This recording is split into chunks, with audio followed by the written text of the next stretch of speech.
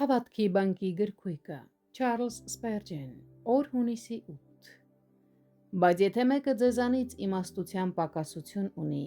թող խնդրե Աստվածանից, որ ամենին տալիս է առատությամբ և չի նախատում,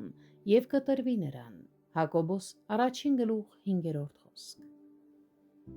Եթե մեկը ձեզանից իմաստության պակասություն ունի,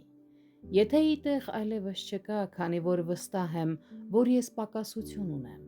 ինչ իմաստություն ունեմ, ինչպես կարող եմ առաջնորդել իմ սեփական ճանապարհը, ինչպես կարող եմ ուղղորդել ուրիշներին, Տեր, ես հիմարության մի ամբողջ մարմնացում եմ և իսկապես իմաստության կարիք ունեմ։ Դու ասում ես, թող խնդրի Աստծուց, Տեր, հիմա ես խնդրում եմ։ Քո ոտքերի առաջ խոնարհված աղոթում եմ, որ ինձ շնորհես երկնային իմաստություն այսօրվա դժվարությունների համար, նաև այս օրվա պարզ ու սովորական գործերի համար, որովհետև գիտեմ, որ կարող եմ շատ անմիտ սխալներ գործել նույնիսկ ամենահասարակ հարցերում, եթե դու ինձ չպահպանես չարից և փորձություններից։ Շնորհակալ եմ, Տեր, որ ինձ մնում է միայն խնդրել։